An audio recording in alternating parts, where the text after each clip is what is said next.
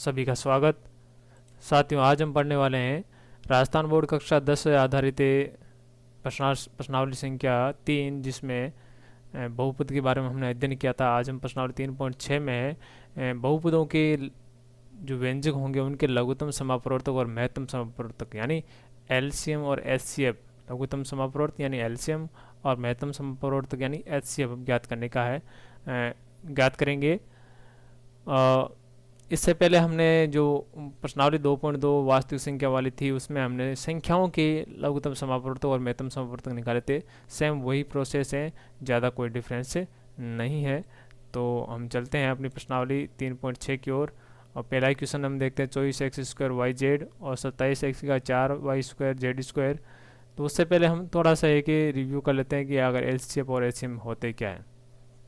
LCM अगर हमें ज्ञात करना हो तो हम क्या करेंगे, जो भी चाहे संख्या हो या बीजीय व्यंजक हो उनको हम क्या करेंगे, घातीय रूप में लिखेंगे। उनको क्या लिखेंगे, घातीय रूप में लिखेंगे। और एलसीएम ज्ञात करने के लिए हम क्या करें, उच्चतम घात के सर्वनिष्ठ गुणजों का है गुणनफल ज्ञात करना है। सर्वनिष्ठ यानी सभी में आने वाले।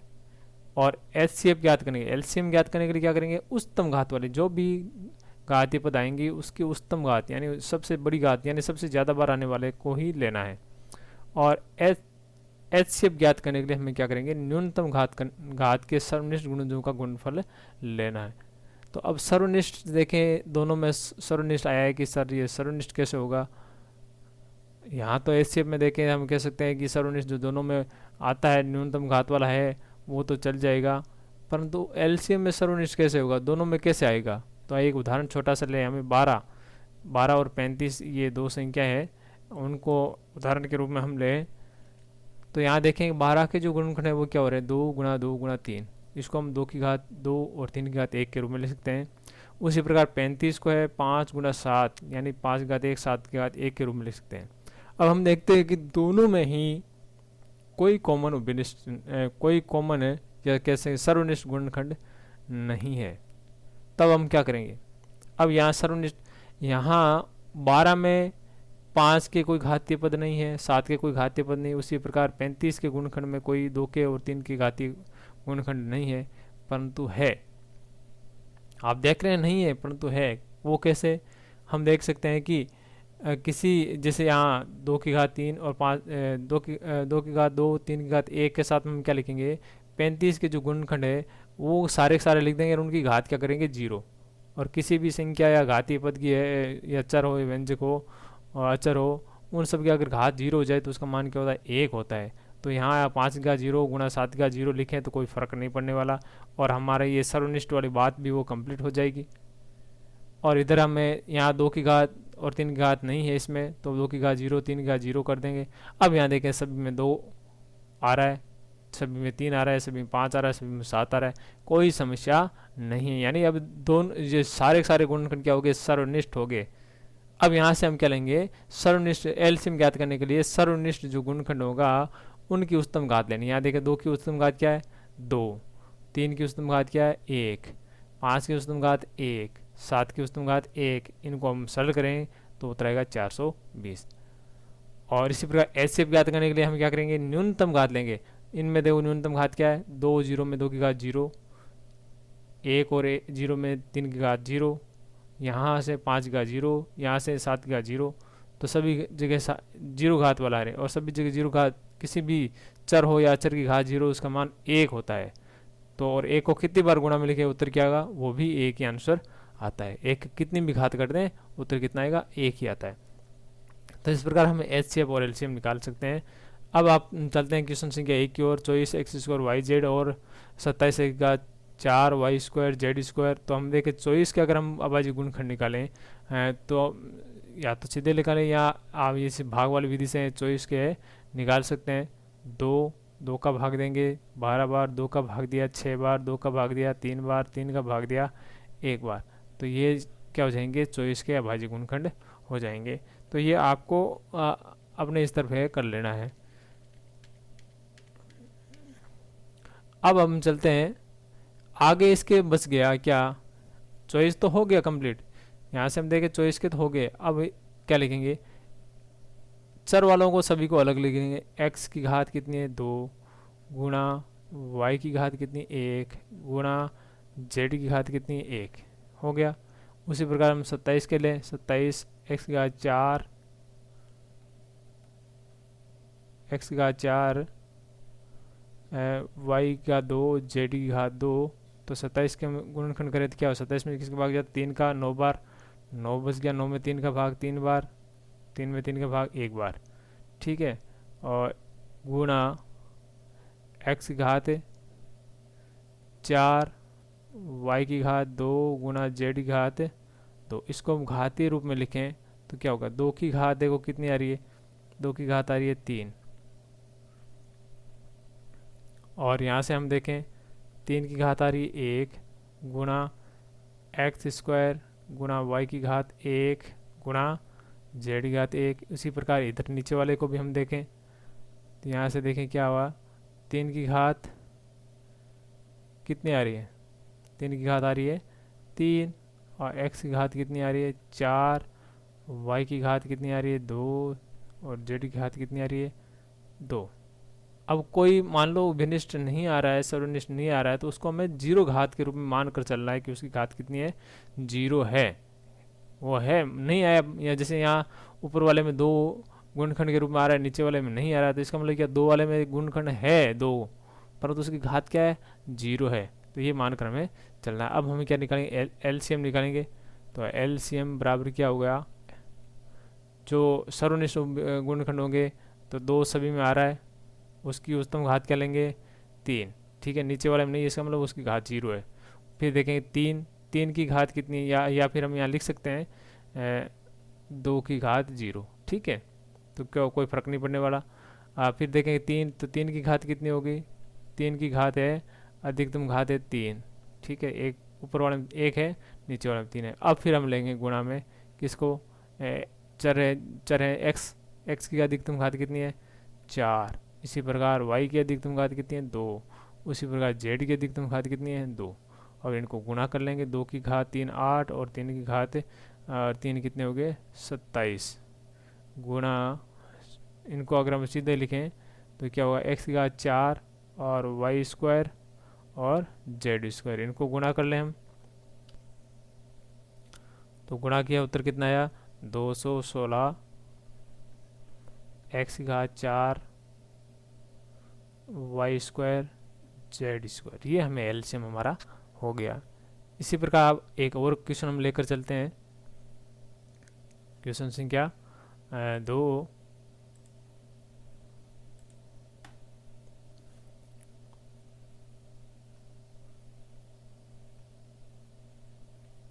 क्वेश्चन संख्या 2 ले लेते हैं। क्या दे रखा है क्वेश्चन संख्या 2, क्वेश्चन संख्या 2 दे रखा है x square minus 3x plus 2 तथा एक्स का 4 प्लस एक्स का 3 माइनस 6x स्क्वायर, ये दो पद दे रखे हैं। तो यहाँ से हम देखें कुछ कॉमन उभयनिष्ठ यहाँ सीधे आ नहीं रहे, हमें यहाँ क्या करना पड़ेंगे, गुणनखंड करने पड़ेंगे और हमें गुणनखंड विधि है काम में लेनी है। तो इसको कैसे सरल करें, अगर आपने इसको करना सीख लिया तो बाकी सभी के आप आंसर निकालना बड़ी आसानी से सीख जाएंगे। आंसर हम निकालेंगे इसके। तो देखें सबसे पहले कि एक्स स्क्वायर पहला पद ले लें -3x प्लस 2, तो इसके टुकड़े करें देखो मध्य पद के, तो मध्य पद के हमें ऐसे टुकड़े करें कि गुणा करें तो कितना है 2x स्क्वायर और सरल करें तो क्या है -3x। तो गुणा है क्या है 2x स्क्वायर प्लस का है, तो दोनों ही टुकड़े क्या होंगे, या तो प्लस के होंगे या माइनस का, परंतु अंदर वाला क्या है माइनस का, इसलिए दोनों ही क्या होंगे माइनस के होंगे। तो हम कैसे करेंगे x square minus 2x minus x, 2x और x कितने हो गए 3x हो गए, और गुणा करेंगे तो minus minus plus 2x square ही आएगा प्लस का 2। इसको सरल कर लें, दो दो के क्या करेंगे जोड़े बनाकर सरल कर लें तो क्या आएगा,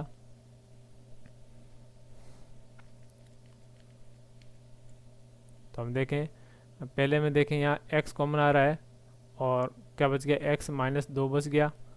और फिर यहाँ देखिए यहाँ माइनस का आ रहा है, तो लास्ट वाला ये प्लस का है, तो यहाँ माइनस कॉमन लेंगे और दोनों में कुछ आ नहीं रहा कॉमन, इसलिए एक ले लेंगे। तो क्या बचे x -2, ठीक है। यहाँ से हम सरल करें इसको तो क्या है x -2 कॉमन और बच गया क्या, x माइनस 1। तो इसके हो गए गुणनखंड। दूसरा हम ले x की घात 4 प्लस x की घात 3 माइनस 6x²। इसको हम देखें दोनों में क्या कॉमन आ रहा है। सबसे पहले हम देखें दोनों में x की घात 2 है वो कॉमन आ रही है, तो हम इसको क्या ले लेंगे, बाहर ले लेंगे। तो यहाँ से बच गया x की घात 2 और यहाँ से बच गया प्लस x बच गया और यहाँ से x² बाहर निकल जाएगा, तो क्या बच गया, माइनस का 6 बच गया। तो हमें मध्य पद के जो ऐसे टुकड़े करने हैं, ये ये जो मध्य पद है x, उसके ऐसे टुकड़े करके गुणा करें तो माइनस का 6x² आए और जोड़े तो x। तो ऐसी कौन सी संख्या ले जिनको गुणा करने पर 6 आए। तो संख्या होती है 2 या 3। 2 और 3 को गुणा करने पर 6 आता है। तो यहाँ प्लस आ रहा है तो एक 3x ले लेंगे प्लस का और 2x माइनस का ले लेंगे, दोनों को गुणा करेंगे, माइनस का 6x² आता है। तो बिल्कुल आसानी से अपना काम हो जाएगा। तो यहाँ से हम देखें x² कोष्टक में x², इसके दो टुकड़े कर दिए, 3x माइनस 2x। 3x में से 2x घटाएंगे तो x बच जाएगा और गुणा करेंगे तो क्या आएगा, माइनस 6x² आएगा। तो अपना काम बन रहा है। यहाँ से देखें x² मंजिला कोष्टक ले लेंगे, यहाँ कॉमन ले दो में x कॉमन ले लिया तो क्या बच गया, x प्लस 3 बच गया। अब यहाँ प्लस है और यहाँ माइनस है तो हमें क्या कॉमन लेना है, विपरीत के ले लेंगे। तो चीज़ चेंज करने के लिए माइनस कॉमन ले लेते हैं, तो माइनस ले लिया तो और दोनों में क्या कॉमन आ रहा है, 2x और 6 में 2 कॉमन आ रहा है, तो यहाँ x बच गया और 2 का भाग ये माइनस माइनस प्लस हो गया, 2 का भाग 6 में 3 बार। यहाँ से देखें क्या कॉमन है, x² और x प्लस 3 कॉमन है और क्या बच गया, x माइनस 2।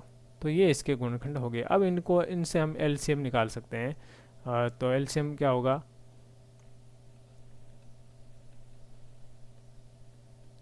जो उभयनिष्ठ हैं, या तो हम सीधा इसको पहले बराबर में यहाँ लिख लें,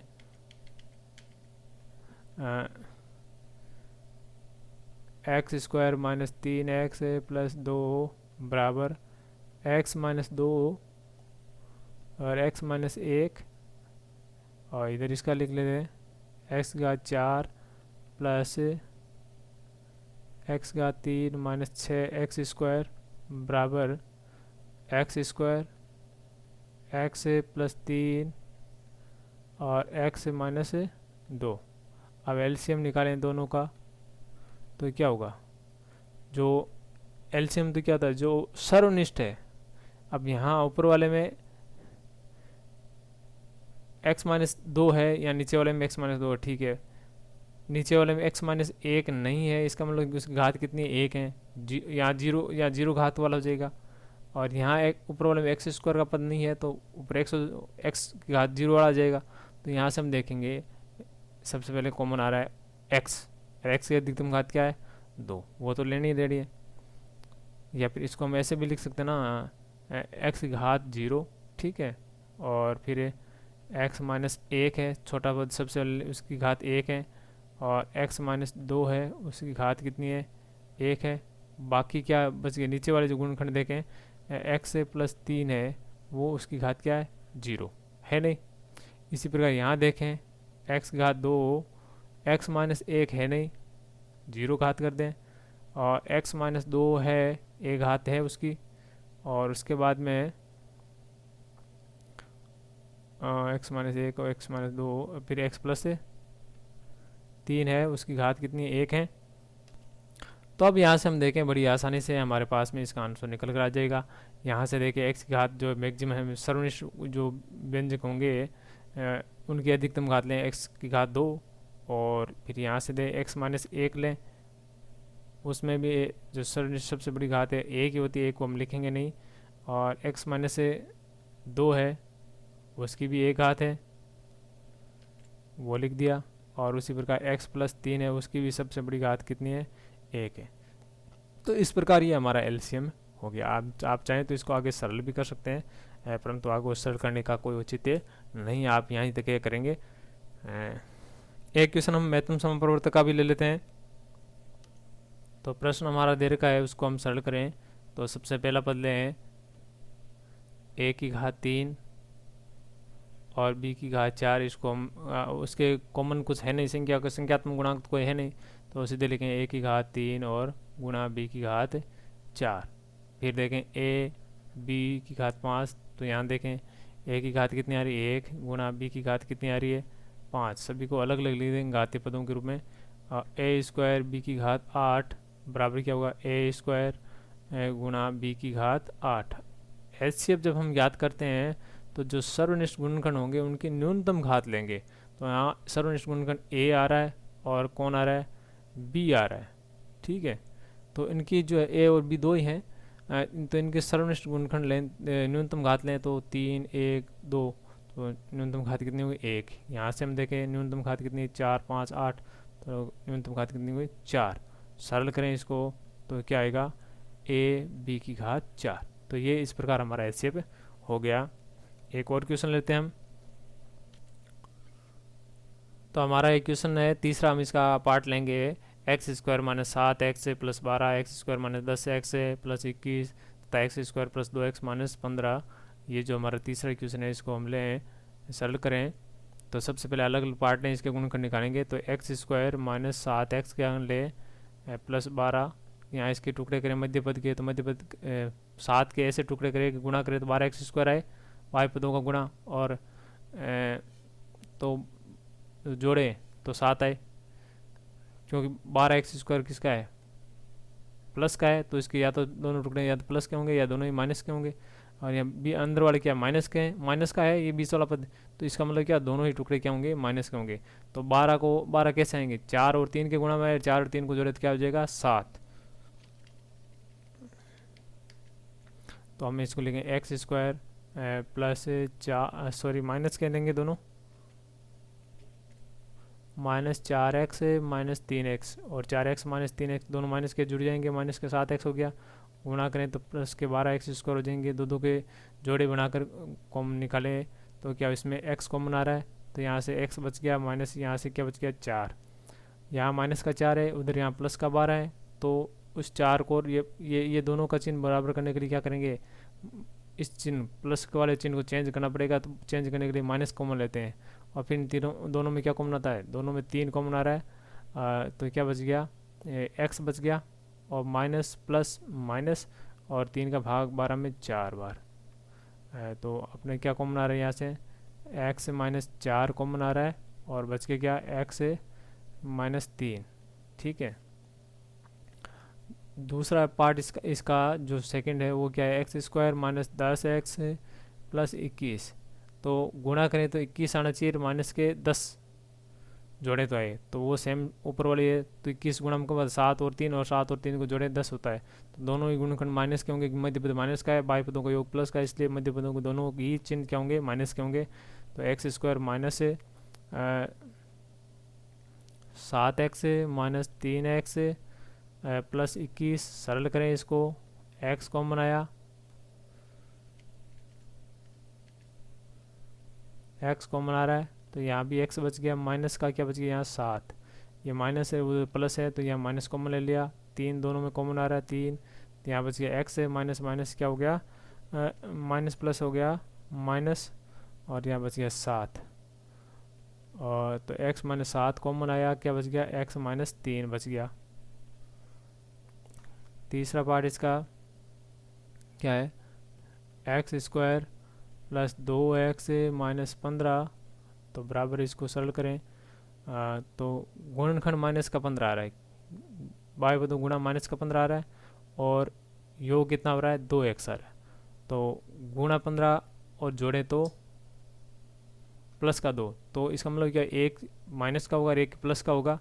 और तो हम क्या लें प्लस का आंसर आ रहा है, इसका क्या करेंगे जो बड़ा होगा वो प्लस का होगा और छोटा होगा माइनस का। 15 कैसे आएगा 5 और 3 के गुणा में आता है, और 5 में से 3 गया तो कितना रह जाएगा 2x रह जाएगा। तो क्या x square plus 5x minus 3x, ये सब है ना गुणनखंड है वो सारी मानसिक विधि के आधार पर है। अगर आपने थोड़ा सा एक बार सीख लिया तो बड़ी आसानी से हो जाएगा। आप 20 25 30 जो 40 50 तक की संख्या अगर उनके आपको गुणनखंड याद है तो बड़ी आसानी से हो जाता है। ये माइनस 15 बार बार अभ्यास करना जरूरी है। कॉमन ले दोनों में, x कॉमन ले लेते हैं और x बच गया, प्लस यहाँ से 5 बच गया, ये प्लस का है ये माइनस का, यहाँ लास्ट वाला तो माइनस को प्लस बदलने के लिए, चिन्ह चेंज करने के लिए हमें क्या करना पड़ेगा, माइनस कॉमन लेना पड़ेगा।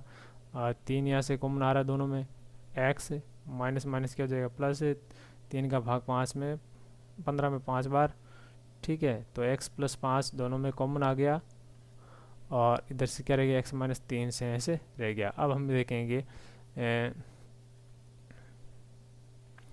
एच सी एफ निकालें हम।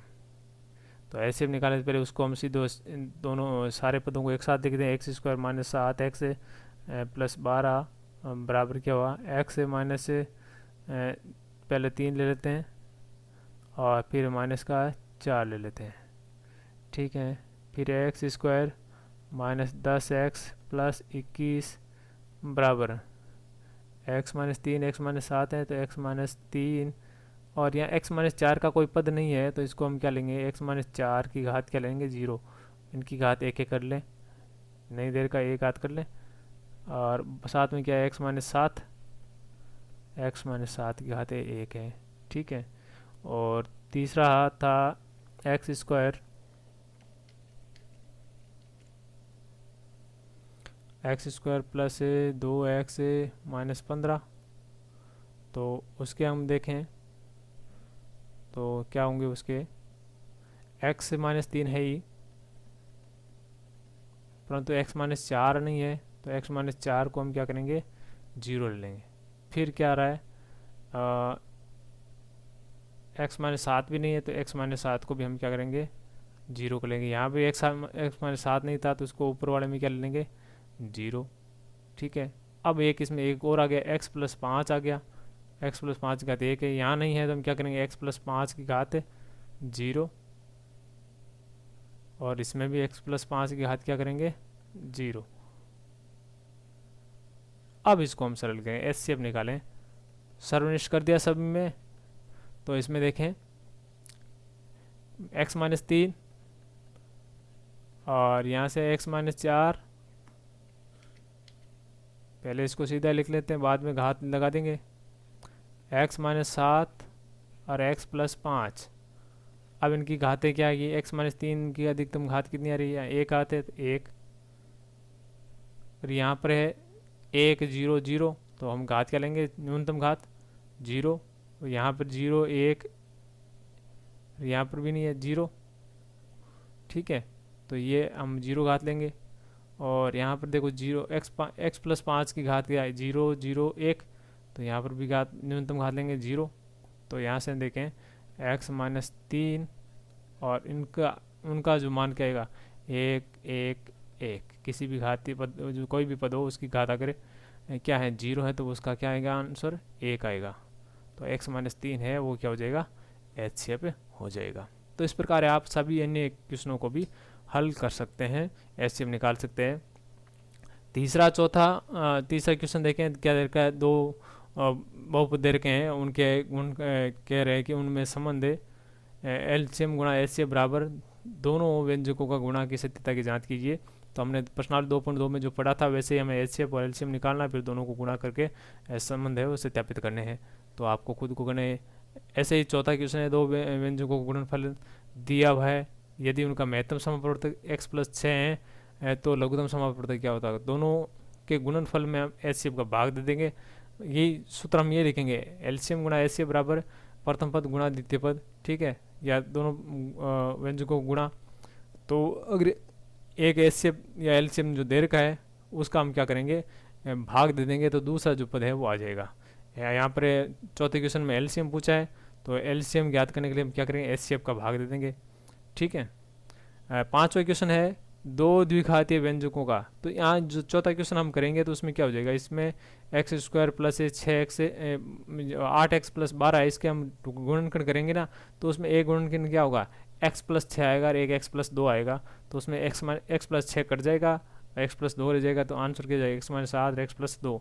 तो आपको ये ध्यान रखना है, भाग नहीं देना है, जैसा कि हमने विभाजन एल्गोरिथम किया वैसे भाग देने की आवश्यकता नहीं। हमें इसके जो द्विघात समीकरण ये होगा, ये x square plus 8x plus 12, इसके हमें गुणनखंड करने, तो ये गुणनखंड एच सी एफ वाला है वो अपने आप कट जाएगा। दो द्विघाती व्यंजकों का एच सी एफ और एलसीएम दे रखा है, तो दोनों व्यंजक ज्ञात कीजिए। एच सी एफ और एलसीएम दे रखे हैं, तो व्यंजक ज्ञात करना है तो हम क्या करेंगे, इनके गुणनखंड करेंगे और फिर जो तो जब गुणनखंड करेंगे तो इस x की घात 3 माइनस 19 जो x है माइनस 30 है, उसके जो गुणनखंड आएंगे उसमें आएगा x minus 5, x plus 2, x plus 3, ये 3 टुकड़े बनेंगे इसके। तो उस तीनों टुकड़ों के आधार पर हम देखेंगे कि एचसीएफ और एलसीएम क्या होगा। तो उनके दो द्विघाती व्यंजक यानी दो जो कॉमन है, x माइनस 5 तो क्या होगा कॉमन है, उसके साथ एक अन्य गुणनखंड लेंगे, फिर एक और गुणनखंड होगा उसके साथ x माइनस 5 ले लेंगे, तो दोनों को गुणा करेंगे तो दो द्विघाती व्यंजक प्राप्त हो जाएंगे। तो इसको भी आप अपने स्तर पर हल करने का प्रयास करें। अगर आपको कहीं समस्या आती है तो आप कमेंट करके है बताइए कि ये समस्या आ रही है। तब तक के लिए धन्यवाद। अगली प्रश्नावली जो हम पढ़ेंगे वो होगी चौथी प्रश्नावली, और चौथी प्रश्नावली दो चरों वाले रैखिक समीकरण और ऐसे समीकरण उनको हल करने का प्रयास करेंगे, दो रैखिक समीकरणों को, और उनकी जो है ग्राफी विधि से हल करने का प्रयास करेंगे, और फिर ऐसी समीकरणों को भी ग्राफी विधि से दर्शाएंगे। दो चरों के रैखिक समीकरण है उनका हल किस प्रकार का होगा, संपाती होंगे, ये क्या होंगे, प्रतिच्छेद करेंगी या समांतर होगी रेखाएं, तो उसके बारे में हम जानकारी करेंगे। तब तक के लिए धन्यवाद।